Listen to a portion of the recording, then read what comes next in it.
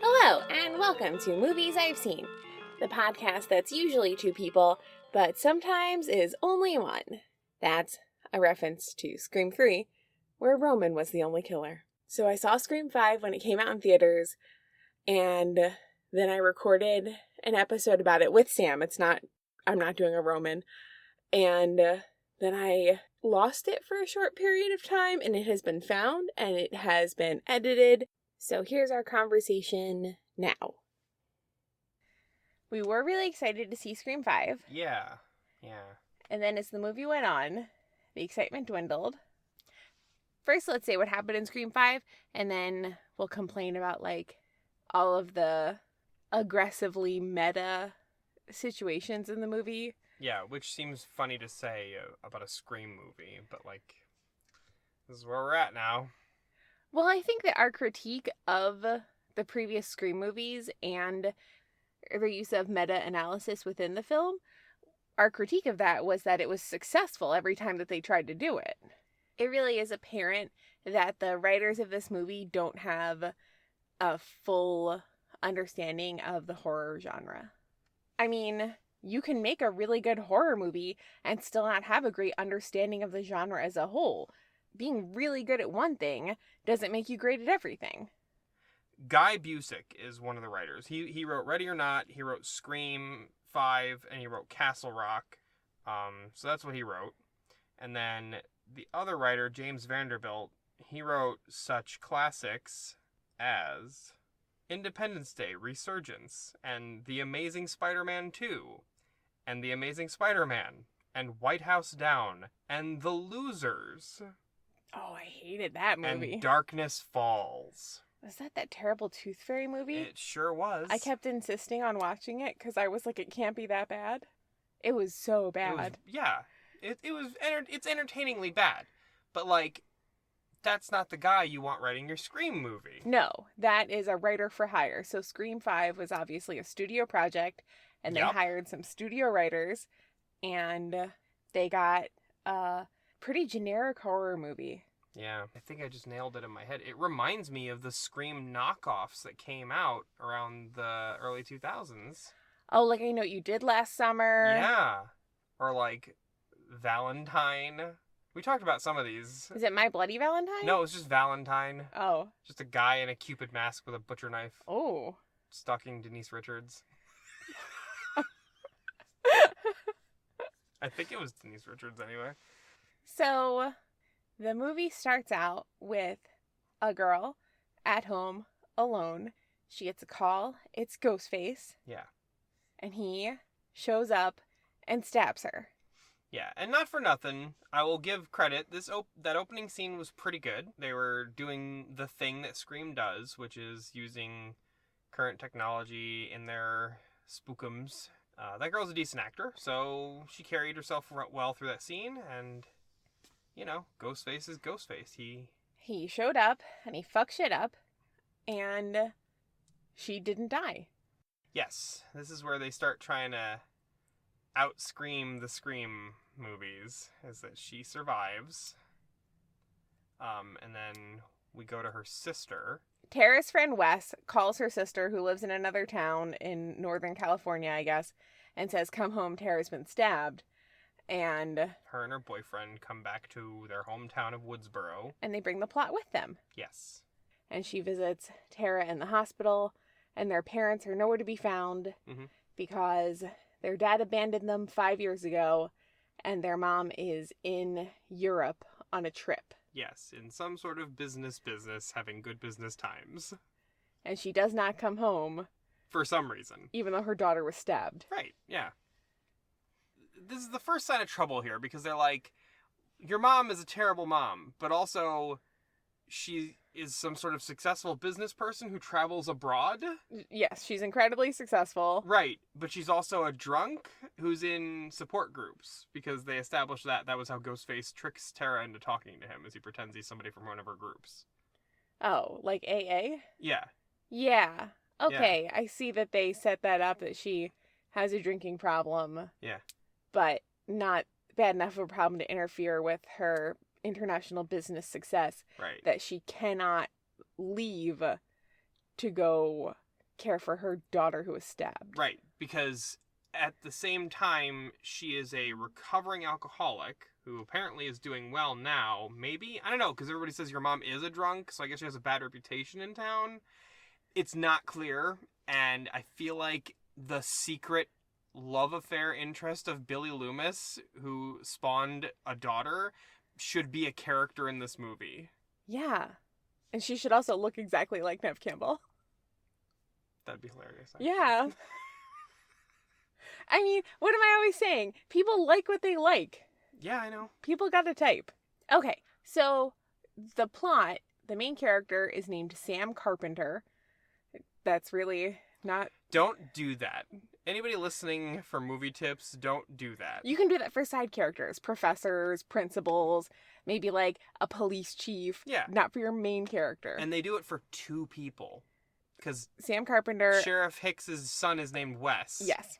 And then they have Sam Carpenter, whose real name turns out to be Loomis. Well, not real name. Her paternal last name would be Loomis, so she would be Sam Loomis. From Halloween? From Halloween. Dr. Donald Loomis? Pleasance's, yeah, Dr. Loomis. Yeah! Yeah. I'm sorry, I just like Dr. Loomis. I love Dr. Loomis also. Ugh, God. Don't make me miss Halloween 6, Scream 5. But you're doing it to me. We just can't talk about this plot. It's so boring. I'm gonna power through. So, Sam comes back to town, meets Tara's group of friends who she used to babysit for. So they all like know who she is and they all like her, except for Tara's best friend Amber, who has like the inside scoop on Sam abandoning her sister alone with her drunk mom when she turned 17, I think it was.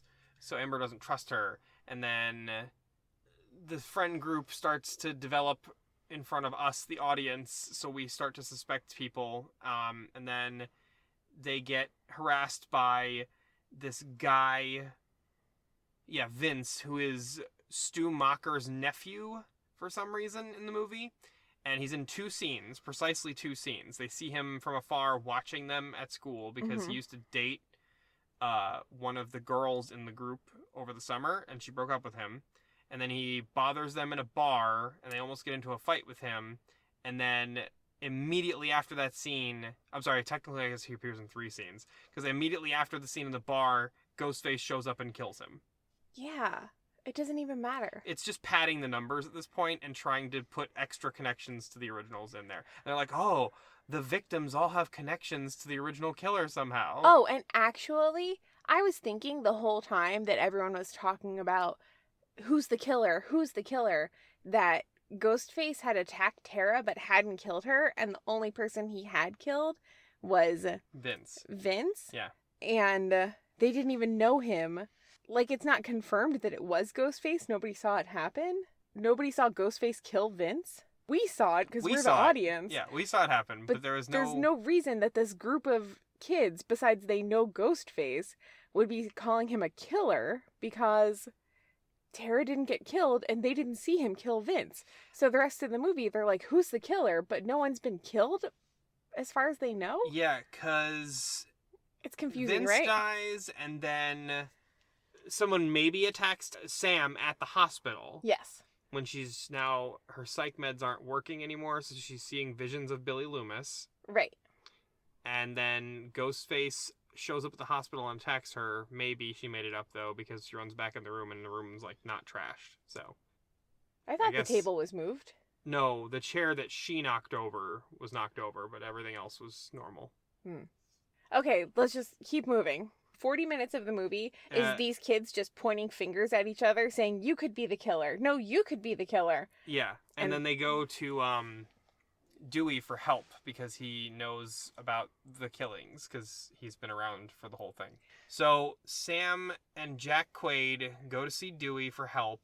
Him and Gail are divorced. Yeah. He's watching her on TV. She's got a Good Morning America show. She's doing great. Yeah. He's doing very badly. He's got a beard now, and he's living in a trailer, and he's apparent alcoholism. Yep. And he quit being a police officer. He was the sheriff, He and could- they asked him to retire because he was doing a bad job, apparently. Yeah. We can guess it's because of the drinking. I think these screenwriters know more or less about alcoholism than they think everyone else does. I don't think they know anything about alcoholism because it seems like they're just like, oh, alcoholics go to AA, right? They're using alcoholism for shorthand for being a failure at things. Yeah. But as someone who's in AA, I can tell you there's lots of really successful people. Yeah. And Like Sam Carpenter's mom. But like Dewey, they're not even saying like he's an alcoholic. They go out of their way to establish that Dewey is just a loser who couldn't hack it living in New York with Gail because he tried and he failed somehow. this is the worst part, and it comes up later. Ugh. But they ask him for help, and he's like, it's probably the love interest. How long have you known this guy? Here's the things that happen with these killings. I'm not going to help you. Goodbye. And then they leave. But then he comes to help anyway. He's compelled. Yeah, so they go to the Meeks house, and we see Randy's sister, Martha, who is played by... Heather Matarazzo! Yes, she makes a nice cameo appearance. So great to see her. I know she's not acting anymore, but... Because they're just desperately packing this movie with as many quote-unquote legacy characters as they can. I'm surprised that we didn't find a secret DVD that Randy made that we didn't know about. I wish we did. Oh, it couldn't be a DVD because it was he died in the 90s, so it would have had to have been a VHS. Secret VHS, but they can't watch it because nobody has VCRs anymore.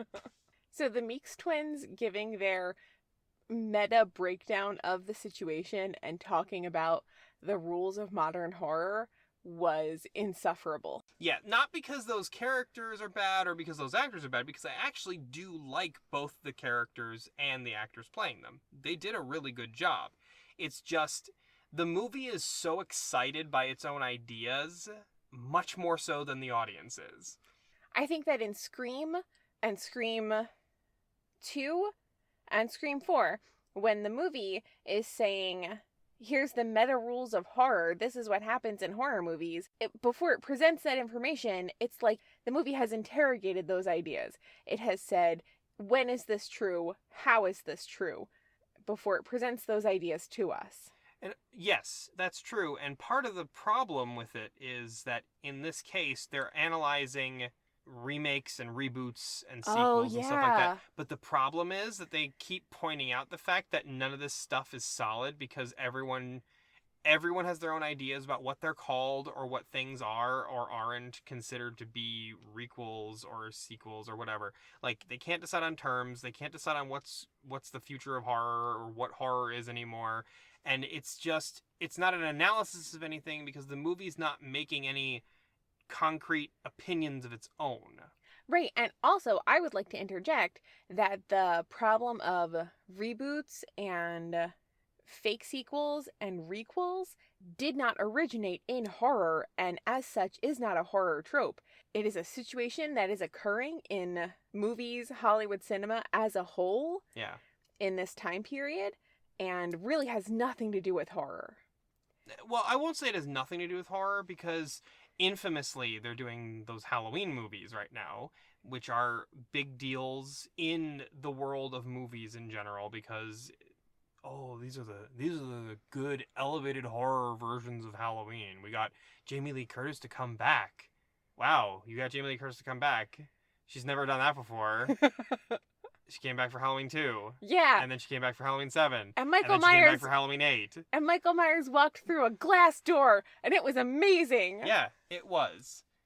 It's just not impressive that you got Jamie Lee Curtis to come back, and I don't care that you threw all the quote-unquote bad sequels in the trash. But, like, the movie is making fun of the Halloween reboots, requels, whatever, and at the same time, they're doing the exact same thing. Unironically. They're literally like, they're just calling it Stab again. Like, but you're doing that in your movie. You can't make fun of something if you're also doing it. Right, exactly. It's not okay because you're recognizing it. It's still stupid. Regrettable, yeah. Yeah. It's baffling to me that they think they can do both things at the same time. I think that there are a lot of other trends that have been happening in horror that are completely unrelated to remakes and reboots. And actually, I think horror has a really compassionate history of embracing remakes. Yeah, I agree. And what you were saying before about how the things that they're arguing about aren't part of like the horror community or genre or whatever. Yeah. That's absolutely true, because the stuff they're talking about, like requels and remakes and all this stuff, like these aren't huge issues, but like stuff like people arguing about elevated horror and trying to prop that up as being like real horror now or whatever, or like other horror is garbage, but unless it's made by A24, like that's the discussion that's happening in horror. And they mention it, but they don't really talk about it very much, and they don't use that as the focal point of your movie. Right. You need to have your character say, no one can ever remake The Witch. It is a perfect film and no one can ever improve upon it. Or, I can't wait to see someone remake The Witch in 20 years. I can't wait to see what horror cinema looks like in 2037. Yeah. You know? Take a stance on the thing that's actually the debate here. Right. One of those two things. I just want to say some popular horror movies that were well loved and then remade and loved before like the barrage of remake. The thing is, the first one that comes to mind, it's phenomenal. People loved the original and Yep. people went crazy for the second one. It's my favorite John Carpenter movie. Yeah. We should clarify. Oh wait, except Christine. I'm sorry, Christine. We should clarify. People did not go crazy for the thing initially. It was kind of a flop when it first came out. But like horror people Yes. universally embrace the thing. The Dawn of the Dead remake that was in 2003. Like, People loved it. yeah, people loved it. People who loved the original loved it. Night of the Creeps and Slither. Yep. Fantastic. Yeah. Do you know what I think? I think we're painting the clear picture of what's reason is for some of these movies being good and some of them being bad. The three examples that we just gave, all of them share a basic premise that's the same, Mhm. and not even necessarily the same title, because The Thing from Another World was a long title. They just call it The Thing. Dawn of the Dead is the exact same title. Slither is not the same as Night of the Creeps, obviously. Obviously. But, like, it's sort of like they're doing their own movie, though. Because Dawn of the Dead, the only thing that's the same is there's a zombie apocalypse and they're in a mall. The Thing, there's a bunch of guys in Antarctica and they find an alien. And Yes. it's killing them all one by one. Night of the Creeps and Slither, you got Small a town. small town, alien slugs are here and they're jumping into people's brains. Right. That's the premise of the movie. But the characters are different. The execution of the monsters is different in some cases. The script is different. Like, just the sequences are different. It's not like shot for shot remakes. It's not trying to shoehorn legacy stuff in there, and I don't know. It's just trying to do its own thing. Yeah. You know what I mean? It's being a spiritual successor to the original thing. Like, Scream 4 took a very clear stance on it. They're like, this is Scream 4. Don't fuck with the original. Yeah. That's it. That's the snappy period. Yeah. At the end of their sentence. Don't fuck with the originals. Okay. What happens next in the plot? Where were we in the plot? Sam Carpenter and Jack Quaid went to enlist Dewey's help. Oh, yeah. Dewey came to help all the friends. Everybody does a powwow at the Meeks house. No one else in the friend group has died halfway through the movie. After Sam gets attacked at the hospital, Maybe. she wants to stay with her sister. And then this is where she has her big confession to her sister Tara, where she says, the reason why I left 5 years ago and went no contact with you and Mom is because I found Mom's old diary and I found out that my real father was Billy Loomis and I felt like a poison and I confronted her about it and your dad overheard, our dad overheard and he didn't know and so he left Mom and then I left as soon as I could after that. Yeah. And I get her motivation, like she just like lost it or whatever. He's kind of a fucking asshole for leaving, by the way. yeah, that actually seems pretty unrealistic. Yeah, I don't know. For a father to Just up and Abandon abandon his family. Not like I don't know, not for him and his wife to separate, but like he still stays in the lives of his children. Yeah, most of the time the parents would sell the house and the dad would get an apartment and see the kids on every other weekend, Yeah, at least to start. yeah. That's how they. This is why the mom needed to be a character in the movie, because you can establish that like maybe the dad wasn't a great dad to begin with because like she wasn't a great mom, like, and she's like just kind of a shitty person and she like was attracted to another shitty person. Yeah. Like you can establish these things, but like the family is not the center of the movie because they wanted it to be like Scream, which is a group of teenage friends. Right. Just do something different, Scream 5. Just have faith in yourself. So after this tearful conversation in her hospital room, Tara asks her older sister Sam to leave. Yeah. Get out. I don't want to see you. Okay, Yeah. whatever. And then she goes out and her boyfriend Jack Quaid is waiting for her in the hallway. And she's like, "Did you hear all that?" And he's like, I'm sorry, I did. Yeah. And he acts compassionate. Mm-hmm. Great job. And then the friend Amber keeps showing up to like bark at Sam, and she's very obviously hostile. Yeah. She is very protective. She's like an aggressive girlfriend of Yeah. Tara. They don't say that it's her girlfriend, but there's a heavy girlfriend vibe right there. Yeah, and they don't ever like have anybody imply that like, oh, do you like her? Because like they have at the bar, they have that scene where Wes makes a comment. He's like, so no guys are good enough for her and now you're protecting her from her own family? Like, what is your deal? He says that, and then immediately somebody turns to Wes and says, ooh, motive. If I can't have her, no one can. But like talking to Wes. Right, that doesn't make any sense. Right. He brought up a very good point. Why would you not immediately say, hey, Amber, you're acting kind of suspicious? Yeah. Why not make Amber gay? I don't know, because they have to imply that she is having a relationship with her Redditor accomplice later. I feel like this is a really missed opportunity. You can't have gay people be bad guys, Jackie. It's not allowed. Gay people can do anything they want, Sam. I know. That's what I'm saying. Yeah, Donnelly and I were talking about this, actually. Chris Donnelly? Yeah.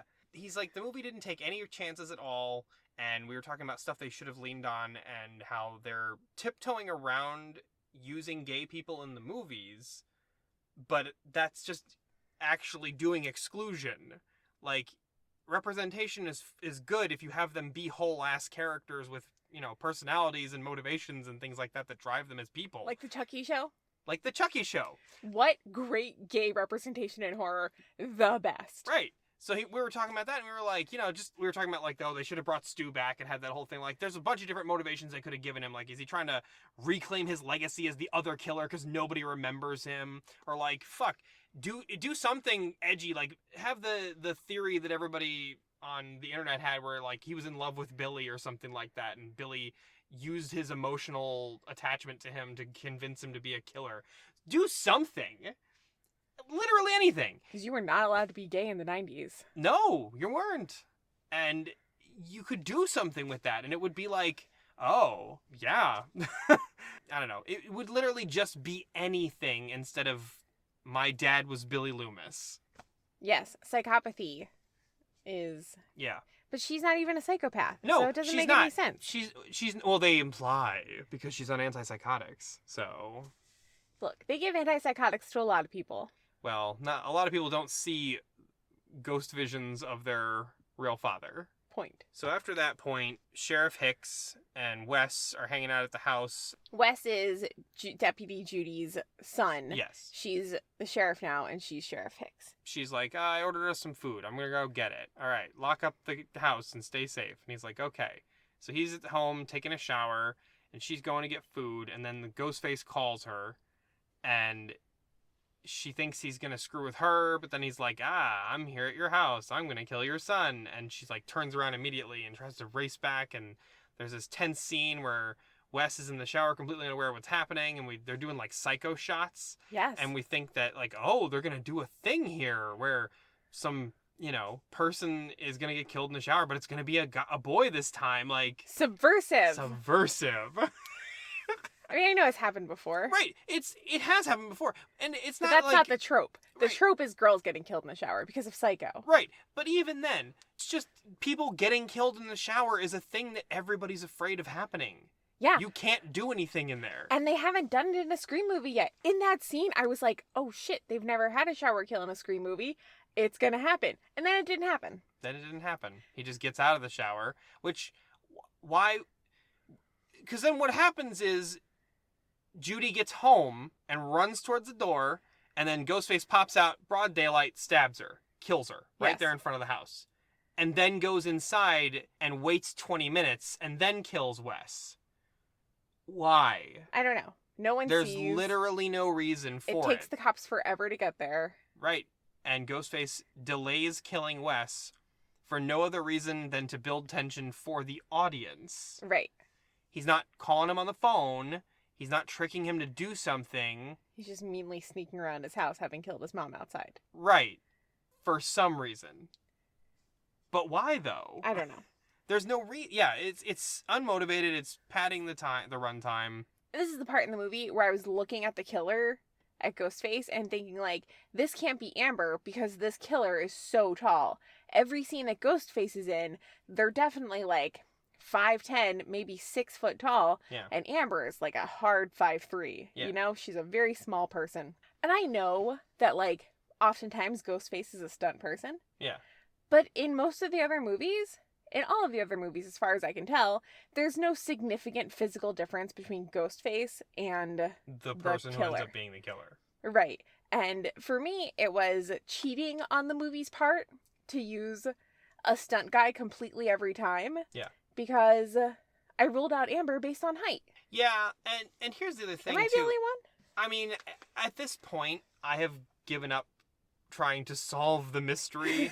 Like I said this when we were talking about the other Scream movies. Like, you can't solve the mystery. No, you can just because guess. there's two killers. Everybody in the movie has motive. Everybody in the movie has opportunity. So there's no way you can be like, aha, but who wasn't in the room at that time? They snuck through the secret passageway and used the candlestick. Like, Tim Curry's not going to be running around at the end, like, pointing out all the stuff you didn't notice. That would be a great way to end a Scream movie, though. So, Sheriff Hicks is dead. Dewey goes to the crime scene. Sam comes to the crime scene. And then Gale Weathers shows up at the crime scene. Because even though she's a morning news anchor, she's also doing street reporting. Oh, no, she just came to see Dewey. No, they sent her because it's Woodsboro and it's Ghostface. Oh, she's the Woodsboro murder She's the authority, reporter. Yeah. She's the gal. Yeah, and then this is the worst scene in the movie, No. where Dewey and Gale explain what happened in their relationship to us, to each other, on the front lawn of this crime scene. Yeah, it was so painfully, badly written. Yeah, it was real bad. Gale is like, why did you leave? And Dewey's like, I couldn't take New York. And she's like, well, I really was sad that you did that. Like, bitch, you couldn't have called him 3 years ago and asked him what happened? Like, just get him a dog or something. I don't know. Compromise. It was just so stupid, and I hated it. I hated it so much. I hate the decision they made with Dewey and Gale. I understand that Courtney Cox and David Arquette aren't together in real life anymore. I get it. That it's probably awkward to have them be in scenes together at this point, playing husband and wife. But, like, maybe they could have gotten back together. it's a movie. Okay. It doesn't matter. It's a movie. Yeah, you do just your do job. acting. Just do your job. Do your job. Or say no to the movie. Or say no to the movie, which was a perfectly fine fucking option. Just don't do the movie. Just leave Gale in New York. She doesn't have to come to Woodsboro and have that terrible conversation with Dewey. Nope. And then we're like, really? Dewey bailed in the middle of the night on his wife? Yep. And then came back to Woodsboro only to fail so hard at being the sheriff that they asked him to retire. Yes. I hate it. And now Dewey, it's so out of character. I just couldn't. reliable Dewey. That's what I always call him. Yeah. And I can tell you exactly why they did it. It's just they wanted him to be like Han Solo in The Force Awakens. Oh, what? Yeah. Ugh. He's unshaven, his hair's messy, he's graying, and he's got a beard, and he's a failure, and he abandoned his family. It's bad. It's exactly the fucking same. I mean, Han Solo was never very reliable. We were like all surprised when he showed up for the final battle, remember? That was the whole point of his character. Yeah. After that, it becomes reliable. Yeah, But- I didn't really like when they did that to him in The Force Awakens either, to be honest. What are you talking about? I didn't like that Han Solo had abandoned his family. Oh, yeah. I thought you meant that he became reliable. I was like, why? It's his whole character arc. No. And then what happens in the movie next? And then Sam Carpenter is Rey. Who's Kylo Ren? There is no Kylo Ren. I hate it. Vince was Kylo Ren, but they killed him off really quick. That actor looked familiar. I forgot to look him up. Who was he? He's the goth guy from Jennifer's Body. Oh, yeah! Colin. Adorable. He's not adorable anymore. Yes, he is. He looked pretty greasy and Just mean. shower him up. Buy him some My Chemical Romance tickets. He'll perk right up. Anyway. I'm sorry, I just love Jennifer's Body so much. I know you do. The next thing that happens in the movie is... They're all at the crime scene at Sheriff Hicks' house, the deceased Sheriff Hicks, and then they race back to save Tara, who they know is in danger for some reason. Oh. Tara is being stalked at the hospital. Ghostface kills the deputy that's protecting her, and then The calls... entire floor of the hospital is empty. Yes, and then calls Sam to taunt her about the fact that he could either kill Jack Quaid or Tara, and he wants her to choose, and she can't choose, and... Just kill that shitty boyfriend, save your sister. What's so hard? I would hesitate to say kill anybody, Jackie. Right, okay, but like, the third time he asks you... No, because it turns out she's stalling for time. I know she's stalling for time, but like... Kill the boyfriend, save your sister. But now we're married. Great. I love you. I would never kill you. It's not as cut and dry as that, is all I'm saying. I'm not saying you're wrong. I'm just saying you answered that a little too quickly. I was like, what is taking so long, Sam Carpenter? I know you're trying to run out the clock on Ghostface, but maybe make a decision, girl. Kill that shitty boyfriend. No, she's literally stalling for time because they're coming up the elevator as she's on the phone with Ghostface. Yeah, I know. Remember the elevator doors and Dewey shoots him? Yeah. Yeah. I know. But by the way, it would have been the right call, because Jack is the other killer. Well, so Jack is wounded and knocked unconscious. Tara is crawling on the floor because she's a pincushion with a broken leg at this point. And then Ghostface is trying to make Sam choose which one to kill. And then she stalls for time long enough for her and Dewey to arrive. Dewey fights Ghostface, wins the fight, and shoots Ghostface 6 times. And then they get Jack Quaid and Tara, and Sam gets into the elevator with them. And then Dewey's like, oh wait, you have to shoot them in the head. And they're like, what? Who cares? And he goes, I do. And then goes back to double tap. No, I was fine with that line, actually. That's a Dewey line. Okay. I do. I care. I know he cares, but like at that moment, I was like, they're gonna kill Dewey now. Right. The thing is, I knew Dewey was gonna die anyway. I knew it. I felt it in my bones they were gonna kill Dewey. And if they had done it in a good way, I would have been fine with it, because if anybody's gonna sacrifice themselves in the process of stopping Ghostface, it would be Dewey. Yes. But what ends up happening is that Dewey does everything right. He knows the rules, he follows the rules, he paid attention to how many bullets he fired, he reloaded the gun completely before going back over there, stood far enough away, and goes to shoot Ghostface, and then somehow Ghostface pops up and manages to get him anyway. And it doesn't make any sense, and it's stupid. It's just stupid. Yeah. And then Dewey's And dead. also, looking at the movie as a whole, that's Amber Yeah. in the Ghostface costume. That is Because she specifically says, I killed Dewey. that is 17-year-old Amber, 5'2" Amber, Yeah. who is fine that she was shot. Maybe she's wearing a bulletproof vest. Okay, fine. She had a bulletproof vest on. Crazy strength, maybe. I'm willing to buy a lot of things. Dewey's got nerve damage. She's psycho strong. Like, I'm willing to buy a lot of things. It's just stupid. It is stupid and insulting. And I said this right after the movie. I was like, that was the moment for you to reveal that there was 2 killers. Yes. That would have been the moment. You don't have to reveal who they are. Just have a second Ghostface pop out. The whole point is that we're doing a new series, right? So the rules are different. They're making their own rules or whatever. the rule up to this point has been one Ghostface at all times on screen. Right. That's been the rule. Have Jack say, I'll go get the car, stay here with your sister. Yeah, and then have a second Ghostface pop out right when he's about to... Because, like, there would be motivation for him to do that. Because why would you want your fucking ally to get revealed at this point? Right. You can't have that happen. So you go back to make sure that Dewey doesn't fucking win. Right, because you can't trust a teenage girl to get it done. And then you have made a fresh move in a Scream movie. Yes. And it's very memorable. It's a fucking iconic shot. If you have a fucking 2 ghost faces standing over Dewey's corpse, that's an iconic moment. Yeah. I don't know why they didn't do it. Everyone knows there's 2 killers. Yeah, and that's the other thing that bothered me is, like, Dewey is supposed to be so smart about all the rules and shit, and nobody in the movie floats it, but for some reason, even Dewey, who has been in every single movie up to this point, never floats the notion that there's a second killer. Nobody talks about it, and there's always 2 killers. Yeah, they even mentioned that there were 2 killers originally. Like, I don't know why. Wait, Roman was the only killer in Scream 3. Yeah, Roman was one killer, but... Whatever. The movie that must not be named. There's almost always been 2 killers. Yeah. And...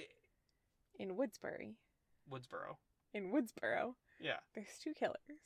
And they're just like, who's the one killer? Yeah, and I'm like, what? Why are you only talking about one? They should have had the Meeks twins say, like, oh, well, we're not going to be able to figure it out. Like, we're just going to have to try to stay alive long enough until the killers reveal themselves, because there's 2 of them. Unless we all stay in the same room the entire time, like The Thing style. Like, see, I'm writing better dialogue right now, making this up as I go along, than they wrote in this movie. And that would absolutely be something that the Meeks twins would say. Yeah. Very cinemaphile. Yep. And you know what? You want to change something up? Have that be a sequence or an act of the movie, like where they try to force everybody to stay in one place. Yes. It would be tense and interesting. Yep. I mean, you'd have to be good at cameras and editing to make it. That's why you hire professionals to do these things, Jackie. They had a lot of money to spend. And they could have hired people, but they just did a screenwriter for hire, and they got 2 directors who are very talented. Like, let's not sit here and say that the movie looks like shit or has bad horror sequences in it.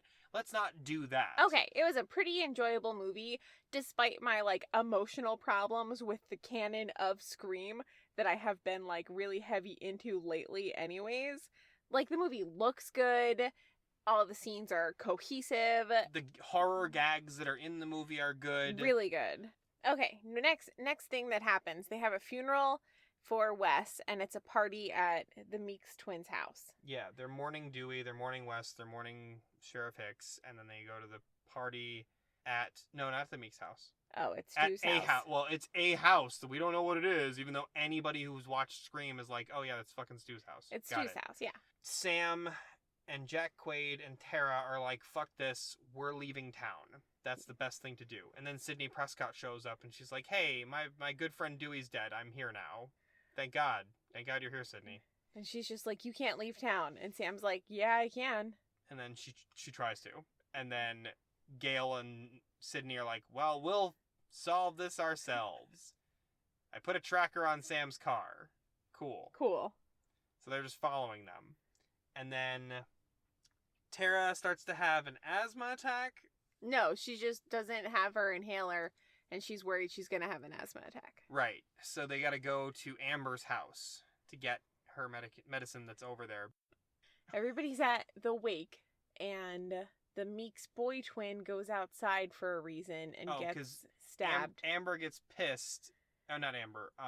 His girlfriend gets mad. His girlfriend gets pissed at him because she wants to go upstairs and have sex, and he's like, it's actually probably a better idea if both of us stay here in this crowded room full of people.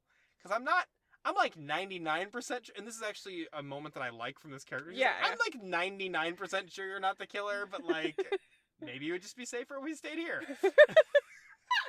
And so she gets mad and she storms off, and then she accepts his Find My Fam request, which is an app on his phone. It's like a Life 360 thing, yeah. Yeah. she accepts his request and like says, "Come and find me," and they make it like a game or whatever, and he's out there looking for her anyway. So, and then Ghostface attacks him. And he had the girlfriend's He has phone. the girlfriend's phone, and he finds him that way and stabs him. Mm-hmm. Then Tara and Sam and Jack Quaid show up. They come inside, and then through some sequence of events, they kick everybody out of the house. Yes. Because the party's over now. Then Amber shoots the girlfriend in the head. yes, Amber reveals herself to be the killer and is like, "Welcome to Act 3, bitches," or whatever. And then they have a chase through the house. They do that scene where the other Meeks twin goes through the same scene that Randy went through in the original Scream. Oh, yeah. But That was nice. But yeah, that was good because she like recognizes, she's like, Uncle Randy, come on, you're breaking your own rules right now. Wait a minute. And then she turns around and saves herself because Yeah. Ghostface attacks her, but she manages to fight back and survive. She gets really badly injured though. That was a good scene. Yes, it was. And again, I like that actor. She did a great job. Yeah. Sydney and Gail show up having followed the tracker. They're at Stu's house now, and Amber runs out pretending she's injured, and they're like, "That's a trap." And then they pull their guns, and then she shoots Gail, even though they have their guns out first. And Gail's like, "Oh, I can't go inside. You go in after her by yourself." And Sydney's like, "Okay. I have an idea. Let's just set the house on fire." So she goes in by herself, and Sydney shows up with a gun and is just shooting through doors. Jack Quaid reveals himself to be the other killer, stabs Sam, Amber stabs Sydney, and then they do their thing where they're like, "We're fans of things, and everyone hates the fans of things because we're an allegory for the toxic Star Wars fans who hated The Last Jedi." Wow, so edgy. It's again, it's not horror they're talking about. They're talking about Star Wars. Right. They're Yeah. talking about Star Wars. They're talking about Marvel. They're talking about DC. We're not talking about horror in a fucking Scream movie. They talk about, like, Dreadit, which is r/horror on Reddit. Yeah. And just between you and me, that place is terrible. Yeah.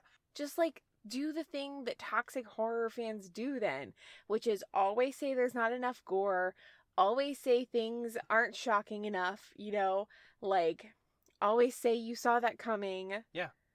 Just Yeah. be better than everyone and know more than everyone and look down on people who read Fangoria. The closest they came to accurately depicting them was saying, like, "Oh, you can't have a legit Halloween sequel without Jamie Lee in it." Like, and they're being serious. Yeah, they're being serious. Yeah. And that's the closest they came to accurately depicting shitty horror fans. But then they have Tara, who's not like a terrible horror fan, say that she likes elevated horror and like say all of the movies that all those people think are so great. Yeah. Like, first of all, she says the Babadook wrong. You hear The him Babadook. You hear him say his name like a million times in that movie. Yep. And that movie is scary as hell. Yeah. Don't do it. Just move on. Say another movie that she said. The Witch. She said It Follows. So, Sydney and Sam and Gail fight the two killers, which they don't stage the scene very well because there's literally no reason for them to be chasing. Like, Jack Quaid leaves Amber alone in the room with Sydney and Gail to go chase after Sam, who's bleeding and Profusely, yeah. hiding somewhere in the house. Like, how about you just finish off Sydney and Gail and then both of you go look for her? Now, I'm not saying that you can't just have the killers not do the right thing, because obviously the movie can't happen if the killers are smarter than the main characters or if they win in the end. Like, Right. You can't have that happen. But there's better ways to do it. Like, do you remember when Sydney snuck away when they were going to kill Gail and then Yeah. she called them from somewhere else in the house? Yeah. Like, that was great. And it made sense because they were distracted. Yeah. Both of them were distracted by one thing, and then she just was like, and crept away. Like, there's ways to do it, and they just didn't. They were just so desperate to have Sydney and Gail play major parts in the movie. So they kill Amber by lighting her on fire. Yeah. With hand sanitizer, which is a weird thing. I don't get what they're trying to do, and because I think there was like some weird thing where COVID was maybe mentioned or something like that, because there's like face masks on the floor of Amber's house. Yeah. Like you can see them in the scene, like when they're fighting and stuff on the floor. There's face masks like laying around. Huh. And then they had the hand sanitizer sitting up on the counter in that big container. It's just, I don't know. It's weird. Yeah. And I feel like there was something that was cut from the movie, maybe. I could be completely wrong, but it just seems weird. Well, it is flammable. Yeah. In a really clumsy manner, Amber turns on the stove by accident while they're fighting, and then she gets shot and falls onto the stove face first, and her face gets lit on fire because somebody hit her in the face with the glass bottle of hand sanitizer earlier. All right, I'm rolling my eyes because it's really bad. Was There are not so great. many other ways you could have gotten somebody to light on fire. Just light that girl on fire. It happened to her in Once Upon a Time in Hollywood. Was that a reference to Once Upon a Time in Hollywood? How could it not be? She was in one other big movie and she got lit on fire at the end of it. Yeah. How could it not be? But why, though? That's the question. Why? That is also not a horror movie. Yeah, I know. Oh, It's almost like these writers don't care about horror as much as I do. Yeah. So, Sam has her big moment where she's fighting Jack Quaid. He's got the upper hand. He's got the gun. And she is crawling across the floor. And her ghost dad tells her where the knife is. And she gets the knife and somehow manages to stab him in the face, even though he has a gun to her head. So she stabs him in the face, and then she stabs him like 60 times. And then he says a really stupid line. What does he say? He says, "But what about my ending?" Oh, Like, there's no motivation for it whatsoever. Also, it doesn't even make any sense, because at the end of horror movies, you die. Well, they were going to make her the villain, remember? In Yeah, I their know. movie, she was going to be the villain. But that never works, actually. Well, I know it never works, but stupid Redditors, what do you want? That's who our evil masterminds are in this movie, and that's the problem. They're not emotionally motivated either. No, she lives in the house that Stu's family used to own. Roman in Scream 3, he was Sydney's half-brother. He hated his mom for abandoning him, and he hated Sydney for getting the family that he wanted. Scream 4, Emma Roberts was, I guess, like, she, you know what, it's actually a pretty similar motivation where she was like, I'm gonna be the star. I'm gonna be the final girl. But that's still a much more, like, personal motivation. Sydney is her aunt. Cousin, yeah. Sydney is Emma Roberts' cousin, and so it was very aspirational to her. And her boyfriend went along with it because he was a horror movie crazy. Billy's mom wanted revenge. Mickey was already a psycho. She found him in serial killer classifieds, like, on the internet, and, like, and groomed him to help her do this, and then tried to betray him so that she could get revenge. He wanted to be the next sensation in the media. And in this, Amber stabbed her best friend and almost killed her. Yeah. Well, she probably only became friends with her to do this because she's lived in the house for a long time, and she's like, I figured out pretty quickly what house my parents had moved us into, and I became obsessed with Stab. Like, so you became obsessed with the movie series because you lived in the house where the actual murders took place, and then you met some dude on Reddit who turned you into a serial killer. But, like, how did she become friends with Tara? She attacked her at the beginning of the movie and almost killed her? How did she know she wouldn't kill her? I think they were trying to kill her. She's trying to kill her best friend? I don't know. Maybe she...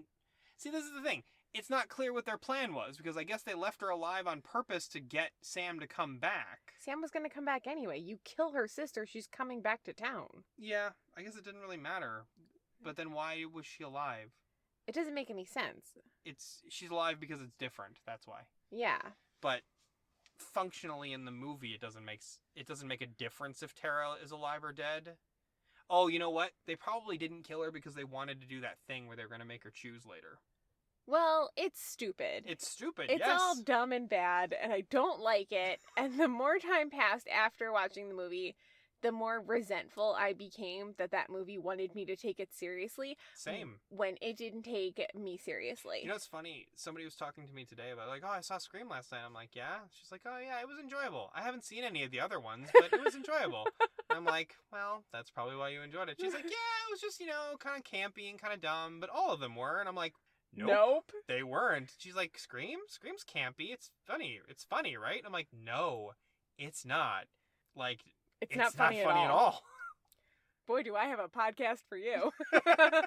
Oh, did we not wrap this up yet? I'm sorry. Continue. So, yeah, Sam kills Jack Quaid and achieves her destiny of being a Palpatine. I mean, a Skywalker. I mean, a Loomis. May Donald Pleasant's memory live forever. Ugh. He would be rolling in his grave. No, he wouldn't. He would think it was fine that some people made a horror movie. He was a very professional actor. Did anything else happen? No, there's just like a nod of approval from Billy Loomis' ghost at the very end of the movie. Skeet Ulrich looks good, though. They de-aged him. Oh, Calm did down. they? Yes! Oh. It's very obvious. I take back what I said. I mean, he still looks good. I'm sure he does. We saw him a couple of years ago. Yeah, he looked great. Yeah, nothing else happens. Okay. Gale and Sydney survive, and Gale's like, I'm not going to write about these guys. They can fucking die in anonymity. But I'm like, but you're going to report, like, a lot of people are going to report this. They're not going to die in anonymity. They're the school shooters. They're going to be famous. Like, you're not going to write about it. You're going to write about a good man who used to be the sheriff here once. You're just not going to mention the people that killed him? And I'm not one of those people that's like, oh, this movie was bad. They killed the whole franchise. I'm not one of those people. No, dust it off. Try again. Yeah, just try again. Sometimes you make Halloween 2, and sometimes you make Halloween 3. I think what That's I'm saying. Bad analogy. I think what I'm saying is pretty clear, and I don't need to expand on it at all whatsoever. So stay tuned for our podcast episode, Scream 6, Season of the Witch. Thanks so much for listening. If you haven't seen Halloween 3, go watch it right now. And remember to subscribe to this podcast wherever you are getting it. I hope you have a really great week, and I'll talk to you soon.